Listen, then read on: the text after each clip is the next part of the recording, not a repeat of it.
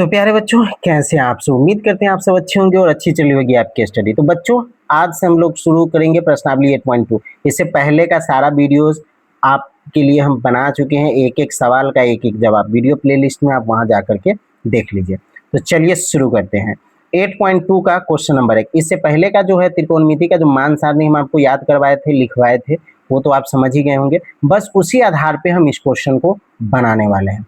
तो चलिए शुरू करते हैं। तो प्रश्नावली 8.2 सॉल्व करेंगे। पहला नंबर क्वेश्चन, निम्नलिखित के मान, इस सब का हमको मान निकालना है। एक एक करके हम इसका अभी मान निकालेंगे। तो बच्चों चलिए शुरू करते हैं। यहाँ पे कह रहा है साइन 60 डिग्री कॉस 30 डिग्री अब प्लस साइन 30 डिग्री और कॉस 60 डिग्री, इसका मान हमको निकालना है। ठीक है, कोई दिक्कत नहीं है। तो बच्चों, इसको हम दो तरीका से बनाना आपको आज सिखाएंगे, एक नहीं दो फॉर्मूला एक ही क्वेश्चन में दो तरीके से बनाना सिखाएंगे। ठीक है, चलिए। तो सबसे पहला तरीका तो हम जो है इसमें मान डाल करके आपको जो है बनाना सिखाएंगे। तो चलिए शुरू करते हैं। साइन 60, ठीक है, साइन 60 डिग्री का मान कितना होता है?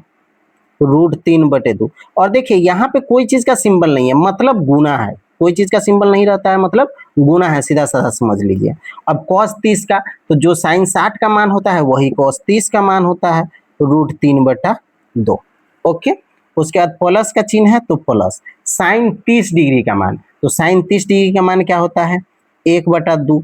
और कोई चीज का चिन्ह नहीं है तो गुना। तो cos 60 का, तो जो साइन 30 का मान होगा वही cos 60 का मान होगा, यानी कि 1/2। सिंपल सी बात अब बन गई। अब इसका क्या करेंगे आप? गुना। √3 को √3 से गुना करेंगे तो सिंपल 3, और 2 को 2 से गुना करेंगे तो 4। ठीक है, समझ में आया? प्लस 1 को 1 से गुना करेंगे 1, और 2 को 2 से गुना करेंगे 4। अब देखिए सिंपल बटा पर का जोड़ हो गया, तो बना दीजिए। ये हो गया 4, ये हो गया 3 + 1। 3 + 1 मतलब 4/4। 4 से 4 कैंसिल एक टाइम में, यानी कि इसका आंसर हो गया 1। ठीक है, एक तो ये तरीका हो गया कि आप मान डाल करके बना दिए, सबसे बेस्ट तरीका, इसमें कोई झंझट नहीं।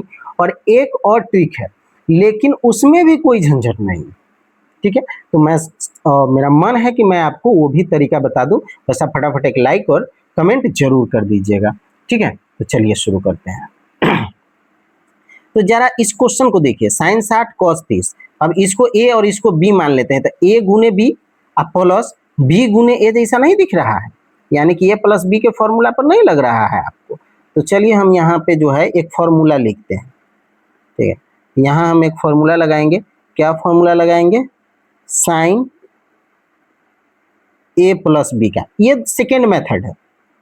ठीक है, फर्स्ट बना चुके हैं, ये सेकेंड मेथड।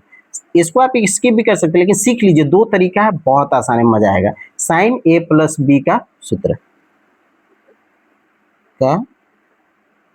है। ठीक है, ये इसका सूत्र हो गया। तो अब यहाँ पे हम क्या लिखेंगे? सिंपली इसको बना देते हैं आपके लिए।